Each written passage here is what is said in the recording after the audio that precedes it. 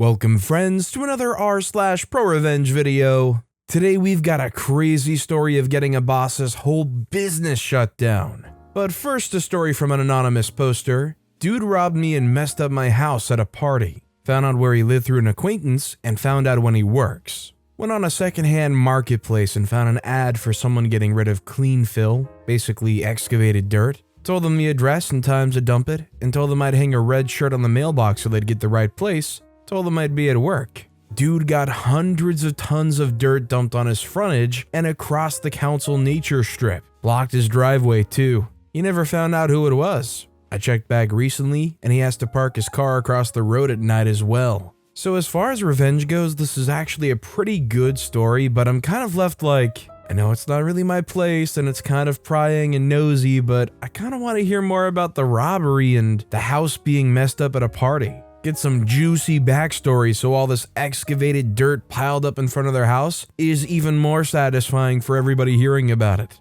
Our next story is from Careless Detective 79, New Password. So, an old friend of mine, we're no longer friends, has a hard time with computers and passwords and stuff. Don't we all? She made me the emergency backup to her email due to a situation she was having, and I helped her. This was months ago. Several weeks ago, I stayed at a mental health facility, and unfortunately, someone else there crossed my physical boundaries. The day before I came back, a simple question about my summer schedule for seeing my friend blew up pretty much out of nowhere, and she said things to me along the lines of, "Your depression is fake, you're privileged for staying in that place. I have real problems." We've only talked once since then.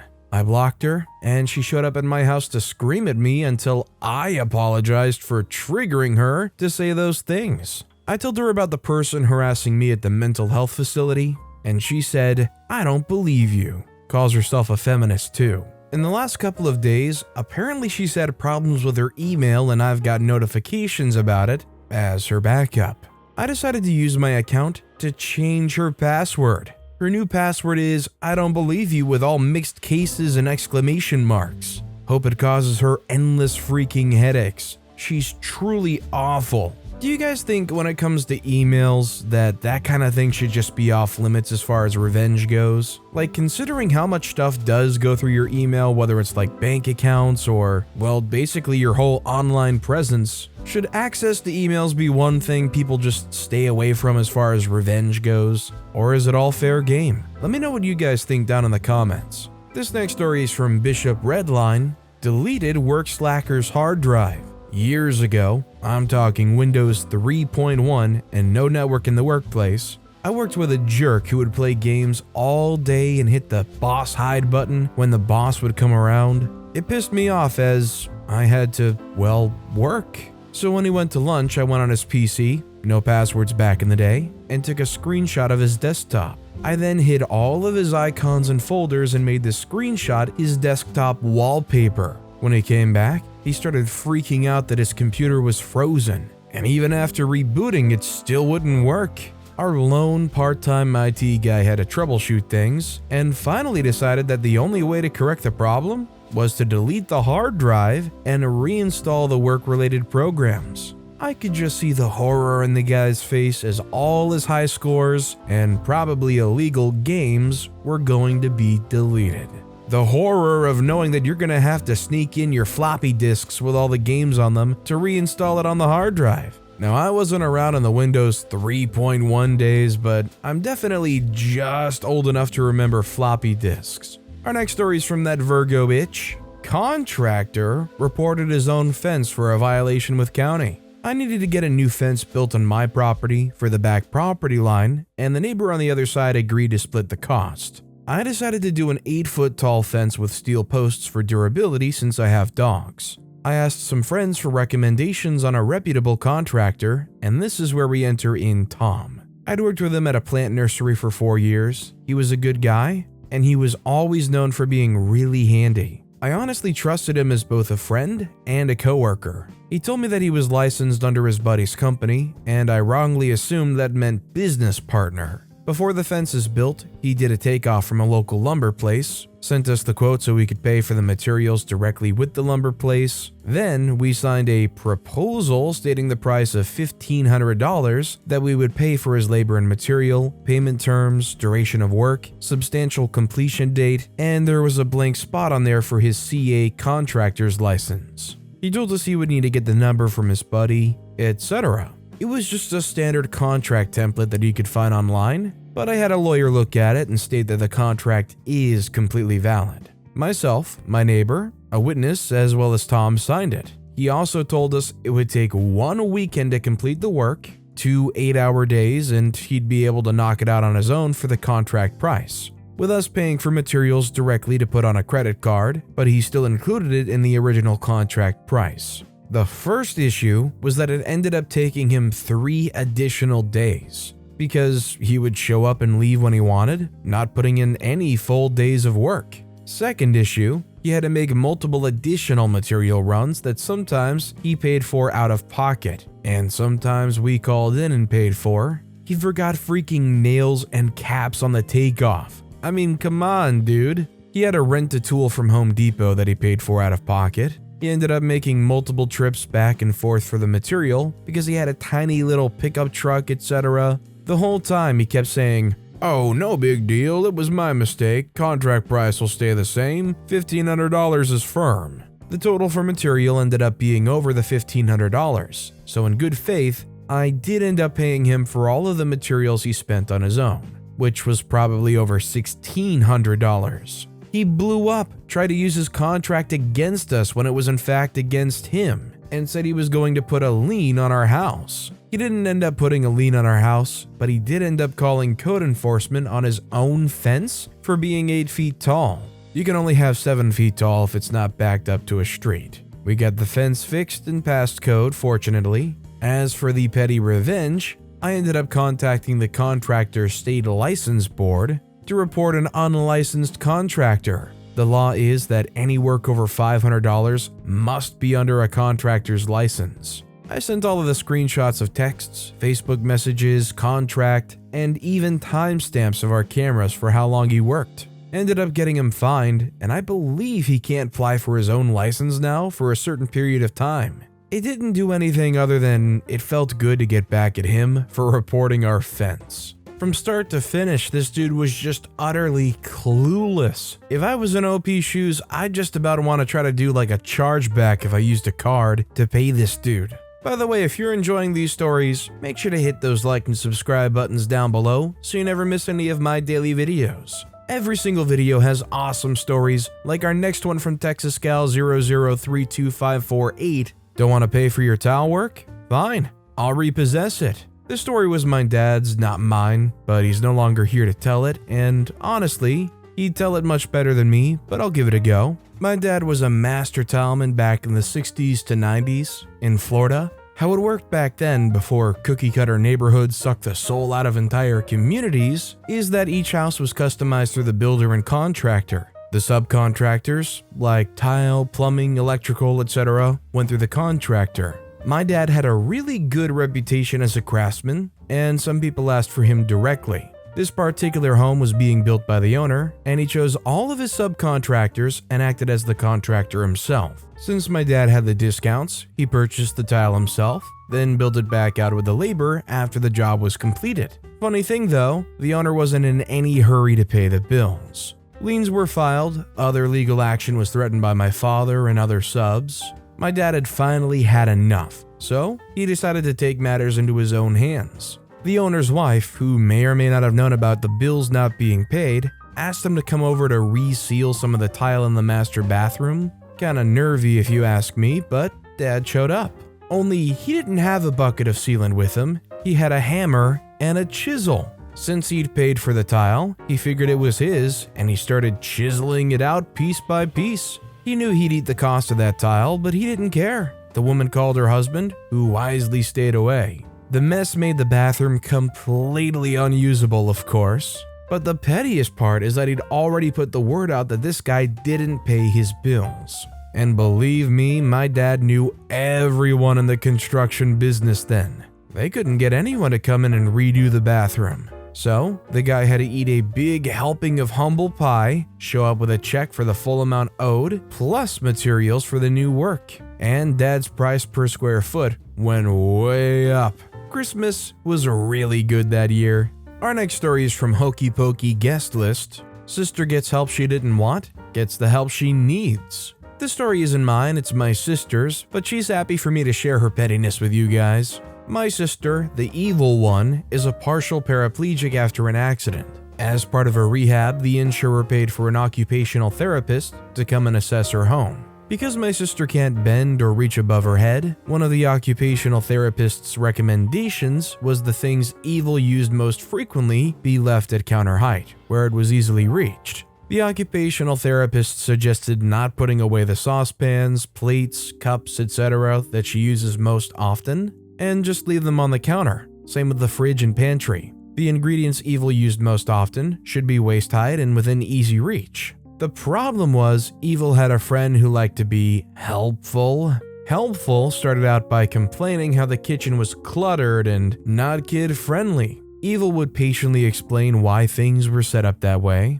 Then, while Evil was getting her appendix out, the helpful friend decided to rearrange Evil's kitchen. Evil came home and all the benches were cleared and the fridge and pantry were rearranged. All the things that Evil used most often were now shoved to the back of the cupboards, hard to access shelves, or, in the case of her spices, in a plastic box with a heap of other things piled up on top of it. Evil was angry and demanded Helpful put things back. Helpful said something like, "Don't be silly, it makes much more sense to arrange things like this." My sister asked what she was supposed to do when she wanted something off a high shelf. Helpful said, "Well, you can just call me, I'll come around and get it for you. Gotta get the kids, bye," and disappeared in a puff of smug, self-righteous smoke. Evil got home delivery that night and fumed. First, she thought about just knifing her, but Helpful had moved the kitchen knives as well. Then she came up with another plan. The next day, she texted Helpful and asked her to come over. Then she asked Helpful to get her everything she needed to cook dinner,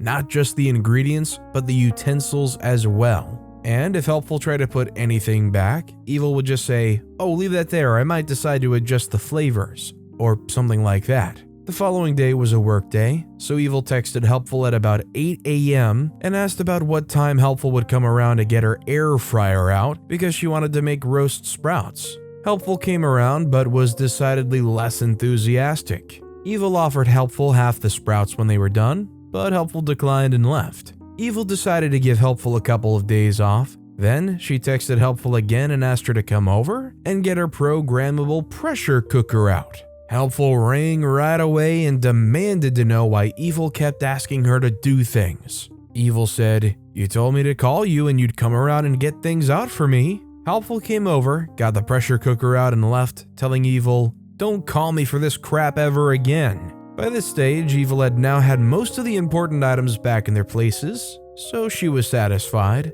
Helpful had helped her put the kitchen back, whether she wanted to or not. First of all, I think if you're going to rearrange somebody's space without telling them, you're already an automatic jerk in my eyes. But to also not have the foresight to understand why things are the way they are with somebody who is a paraplegic, you have to be an extra level of unaware. Critical thinking was not Helpful's forte. Our next story is from my work with weed. Jerk boss loses his Golden Goose, gets his business shut down.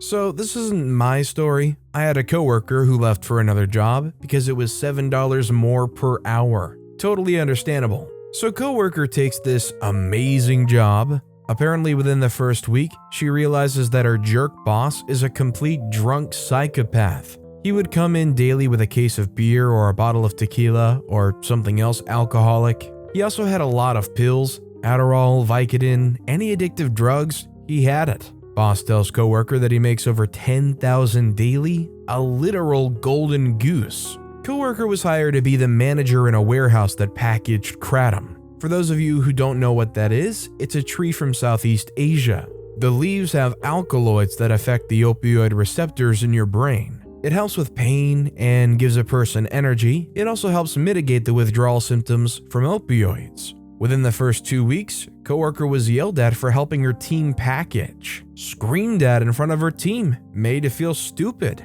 Coworker was also sexually harassed by the boss. He would make comments about her body. "You think because you have a nice butt, you can do whatever you want." Coworker often left work in tears. About 2 weeks later, boss brings in his side piece or mistress and tells coworker that mistress is a manager as well.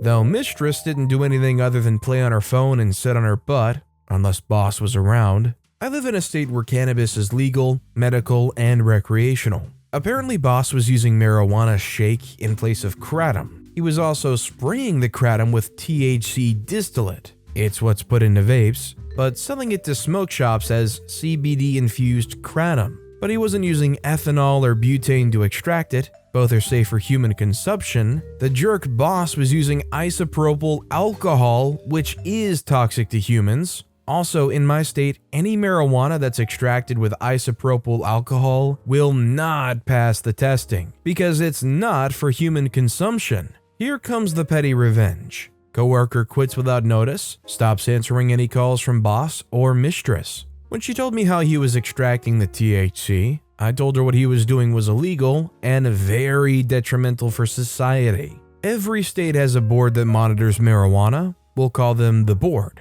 I told coworker she should contact the board and let them know what boss was doing. 1. He didn't have a license for the marijuana, which is required by any state with it legalized. 2. He was causing harm and possible death for anyone who used his products. 3. He was a drunk sexual harassing psycho. 4. What he was doing was wrong. 5. Labeling something with infused CBD when it's THC is wrong. And 6. Coworker could report it anonymously. About a week later, coworker hears through the grapevine that the board showed up and boss was totally drunk with a bottle of tequila open in front of him, pills all over his desk. It was not a good day for boss. End of story. Boss ended up having his business shut down. The board are known for giving huge fines up to millions, possible jail time, court fees, lawyer fees. I think boss deserved it. I think boss deserved it too, considering what OP said, the fact alone that what they were doing was potentially lethal to people.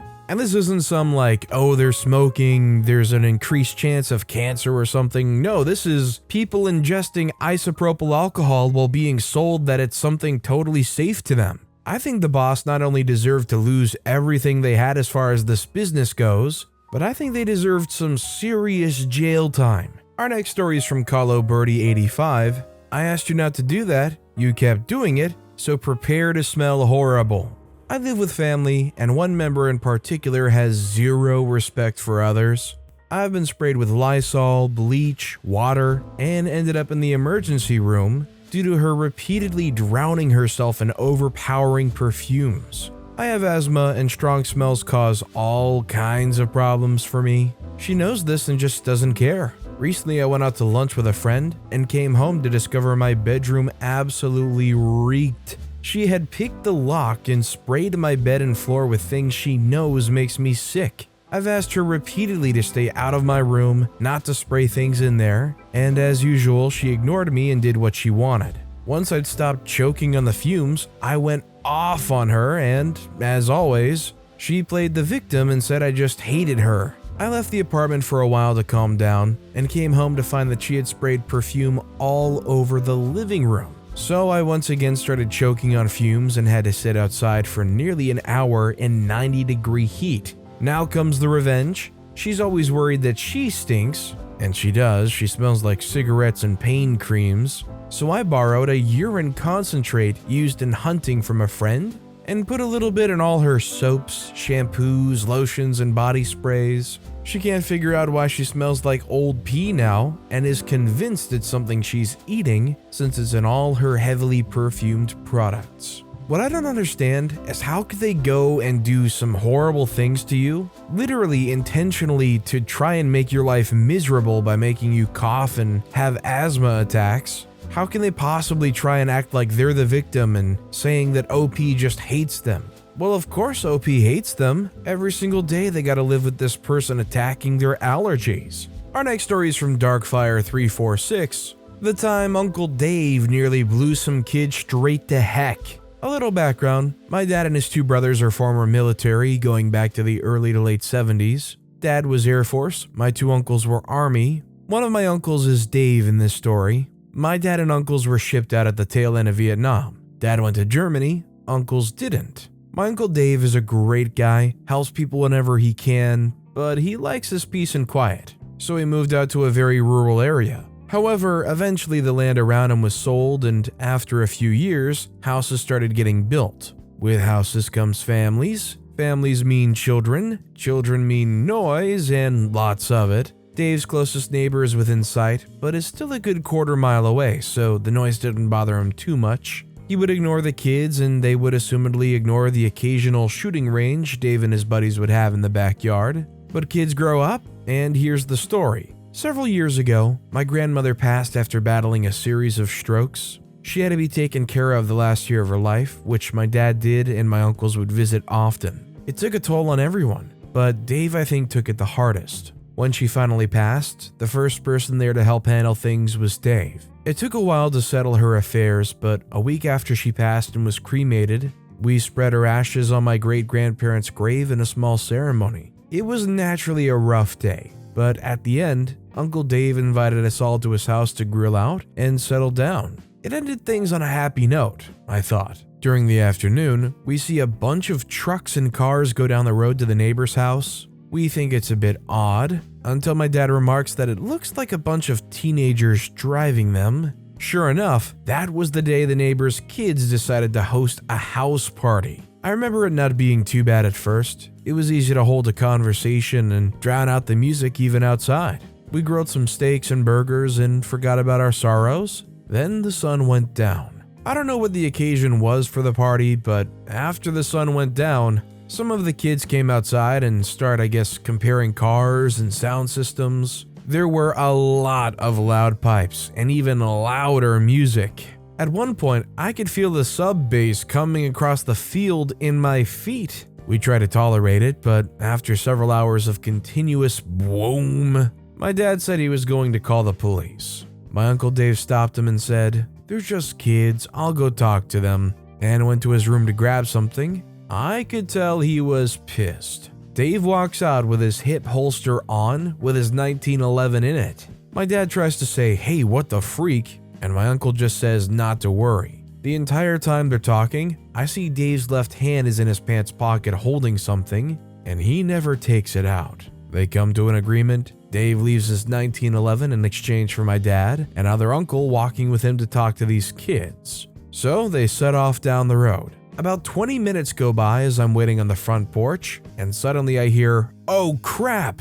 come ringing across the field, then silence. It's dead freaking quiet. I remember appreciating the quiet, but wondering what the freak was with the shouting. Eventually, I see my dad and uncles come walking back pretty briskly. When they get within earshot, I ask what the heck happened. As my uncle explains it, they all got to the front yard, where a few of the teens were playing around with their trucks, and asked to talk with whoever was throwing the party. This kid walks out, and my dad tried to explain what was going on and asked if they'd keep the noise down. Apparently, the kids just laughed and told them to screw off. And after some back and forth, my other uncle said he'd call the cops if they didn't straighten up. Then one of the kids made some kind of quip about my grandmother. That's when Dave pulled out what was in his pocket from earlier. Uncle Dave walks up and pulls out a freaking hand grenade from his pocket, pulls the pin, and holds it up to the kid's